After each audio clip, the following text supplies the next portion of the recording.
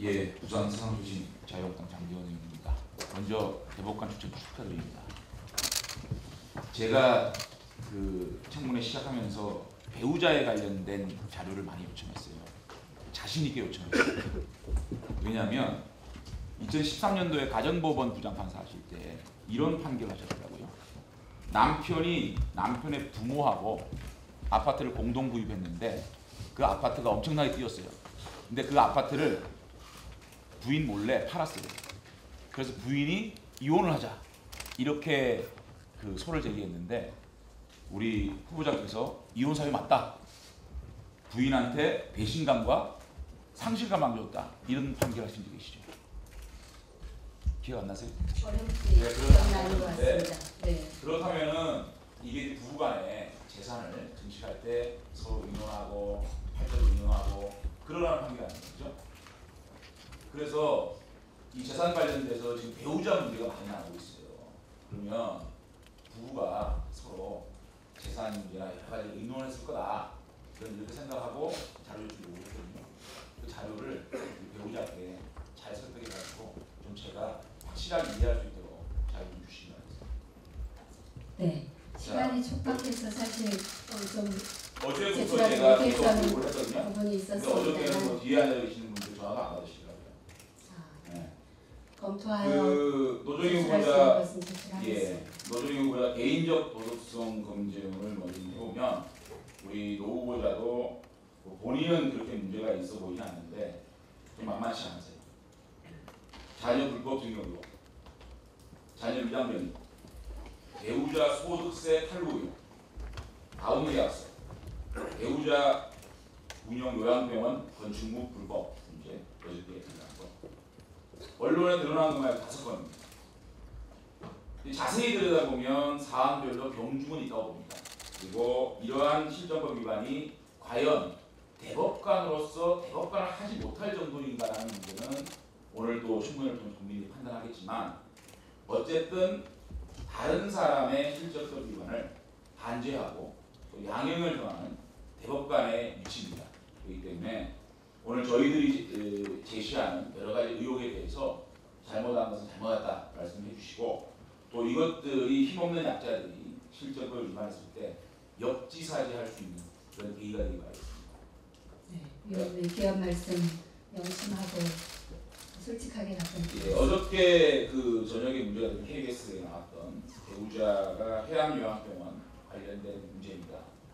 제가 해양요양병원에 대해서 좀 지켜봤는데 몇 가지 제가 좀 의혹이 든 점이 있습니다. 첫째는 남편께서 재산이 17억 정도 되시는데 담보 제공을 다 포함해서 이 해양요양병원 관련돼서 빚이 20억대요.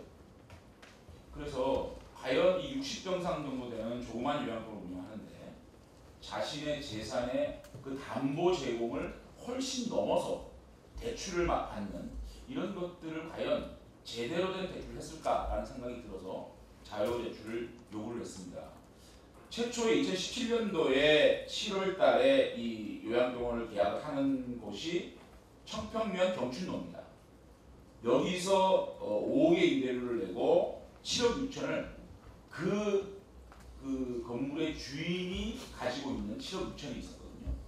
그 빚이. 근데 이 요양병원의 인테리어 비용까지 3억 정도 들이면서 해서 10개월 정도밖에 운영을 안 해요. 그죠? 그리고 전임 그 건물주의 7억 6천 그 빚을 안고 이것을 매입을 하게 됩니다. 근데 물어보니까 현재 이건 비어 있어요. 비어 있는데 10억에 관한 이자는 계속 나가고 있거든요.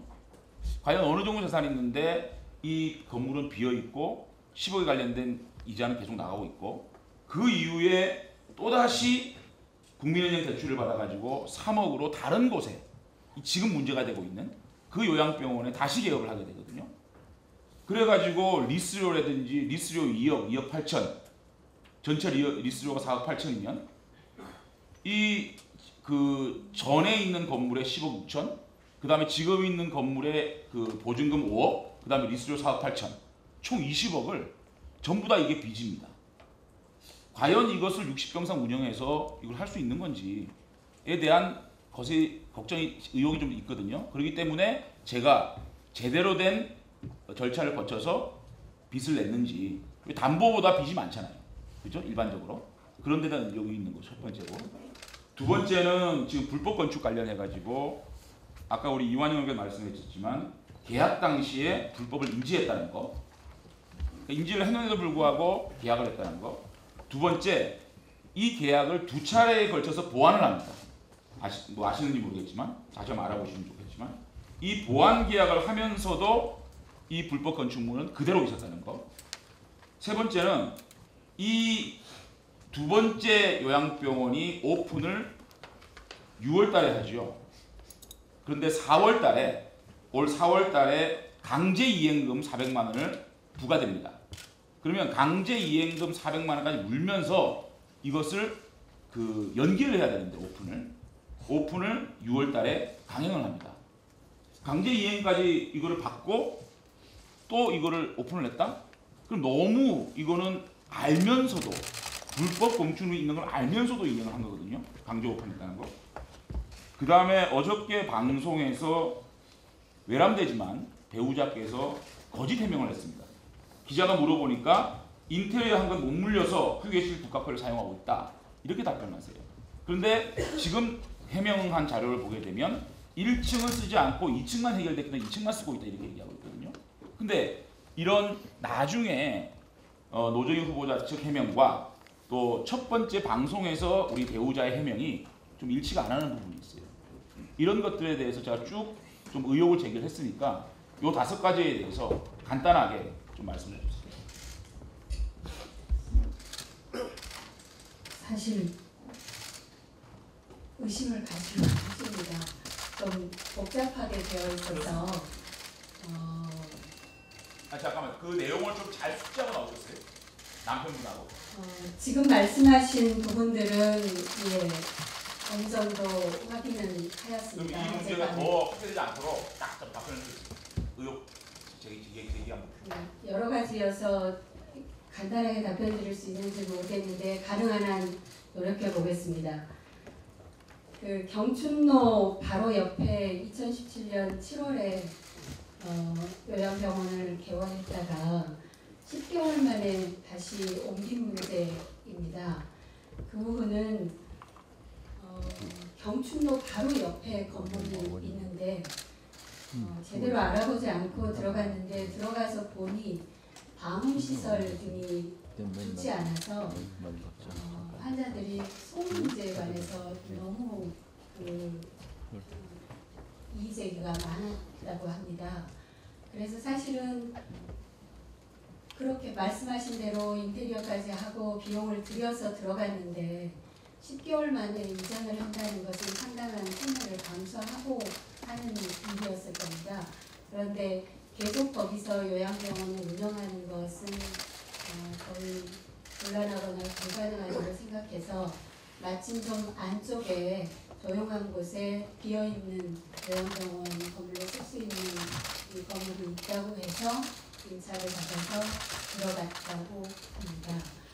그래서 거기에 들어가서 지금 개원을 한 게 바로 지난달입니다. 미처 한 달도 안 된 상황인데요. 그래서 사실은 제가 잘 모르고 있었던 그런 측면도 좀 있습니다. 담보보다 빚이 많다 하는 부분은 일정 정도는 지금과 같은 경위로 좀 빚이 많아진 것이고요. 최근에 중소기업 자금 대출 받은 것은 고용 창출에 상당 부분 기여하고 있다는 점이 심사에서 고려가 돼서 신용대출 조건을 충족한다. 그래서 제가 그 자료를 달라는 거예요. 예, 그래서 동의할 수 있는 부분은 동의를 드리고 제출할 수 있는 부분은 가능하면 제출하도록 하겠습니다. 그리고 불법 건축 부분은 한 가지만 말씀드리겠습니다. 그 강제이행금 부분은 저희 배우자에게 부과되거나 납부한 게 아니고 건물주에게 부과되고 건물주가 납부했는지는 모르겠습니다만 아무튼 건물주에게 부과된 것이고 어쨌든 알고 들어가신 거죠? 알았으나 그 부분을 철거 또는 양성화시키고 인도 밖으로 하고 들어갔다고 합니다. 네. 요즘